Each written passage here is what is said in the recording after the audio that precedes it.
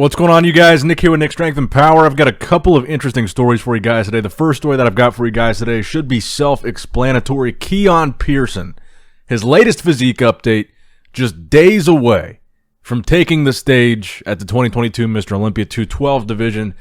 Can Keone win this thing? Is a legitimate question I think a lot of people are asking themselves after seeing this update from Keone. He looks to have dramatically improved not only condition, but size-wise. He looks massive in this update, and maybe it's perfect lighting, maybe it's perfect mirror. We're going to talk about an update from Iain Valliere in this same mirror.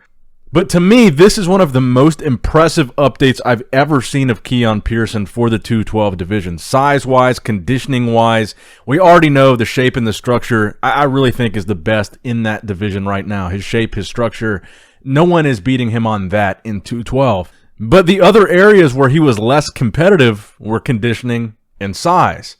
And he looks about as blown out in a good way as far as size is concerned in this update as he possibly can be. Crazy full, crazy round, conditioning looks on point. Keone could win this Olympia.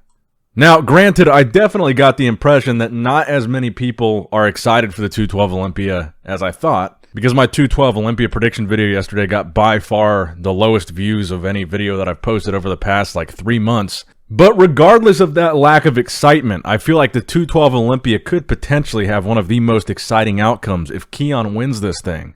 Because I really think, based on this update, it's not unrealistic. Even if you're not a fan of Keone Pearson, I think it's hard for you to look at this update and not be impressed. Keone looks pretty damn good. Again, I would say probably the best that we've ever seen. Now, will that translate to the stage?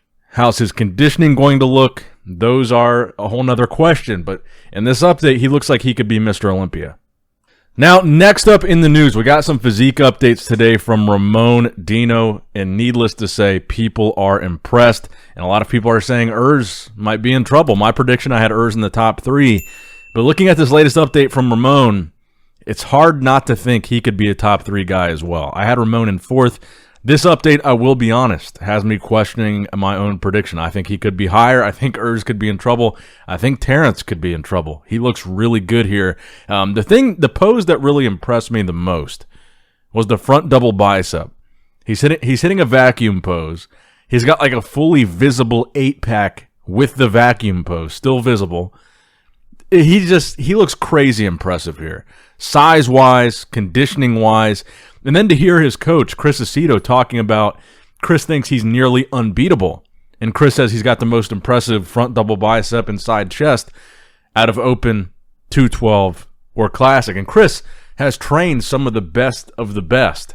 And for him to have all this praise for Ramon's physique, I think carries a lot of weight. I mean, he's sitting there watching Ramon pose, and he says nobody else has a front double bicep like this. Nobody else looks like this in this pose. Ramon is unbeatable. Chris is literally saying that. And I'll say that the first time I saw Ramon in person was last year's Arnold Classic, and seeing him in person, I was in the front row at the prejudging for Classic Physique. The thing that jumped out to me about Ramon was the size. He is a big guy for Classic Physique. He looks really big on the Classic Physique stage, which is something that I think Chris has working for him as well.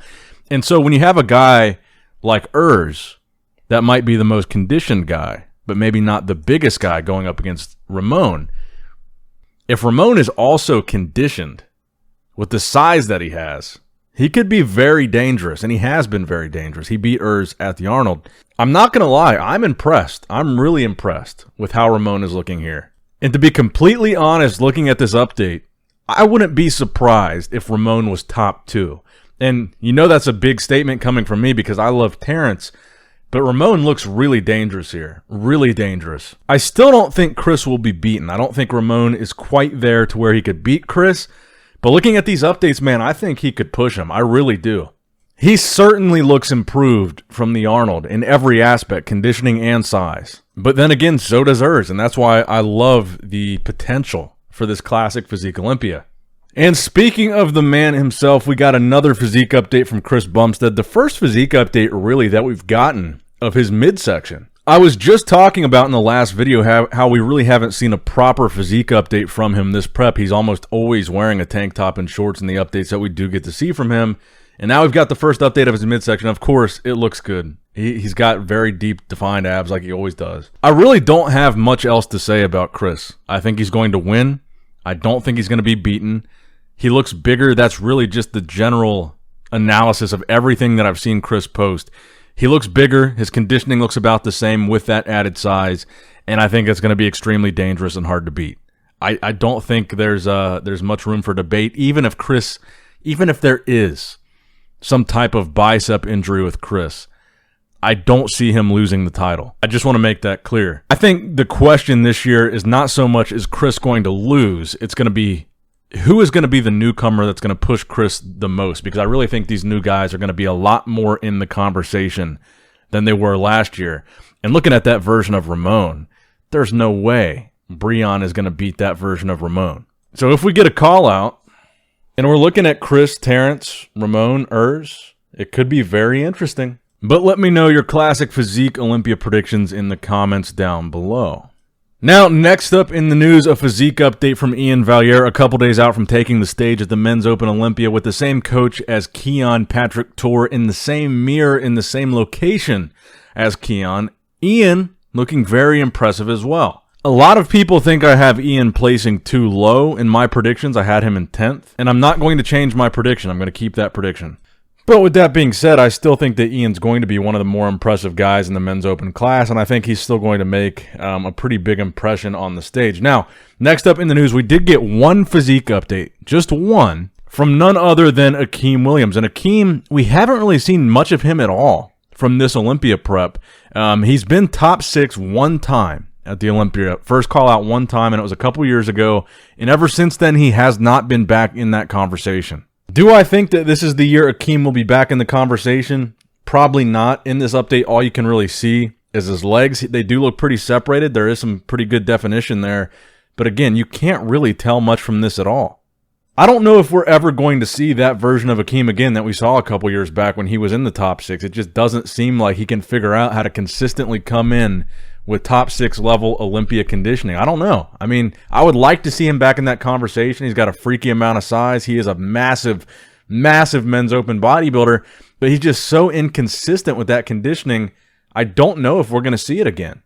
I almost forgot that Akim was even qualified because we've seen so little of him since he did qualify. We haven't seen any updates really. Haven't heard really much at all from Akim. But honestly, man, it's just really tough to tell. Let me know what you guys think in the comment section below. We haven't really talked much at all about Akim Williams, but I don't know. It could go either way with him. It's really hard to tell. So that's going to wrap it up for the video today, guys. 2 videos today. If you are enjoying the multiple videos a day, make sure you hit that like button, support the channel, subscribe for more Olympia coverage just like this. You don't want to miss a thing. And as always, I love you guys. Appreciate you guys. Nick Strength and Power, signing out.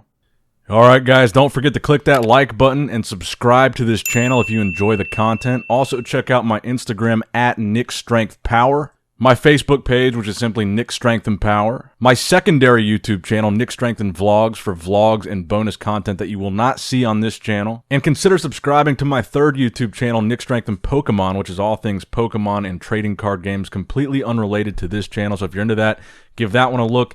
And all links to merchandise and social media will be in the description box below. If you guys want a Nick Strength and Power t-shirt, that will be in the Shopify link below. Have a great day.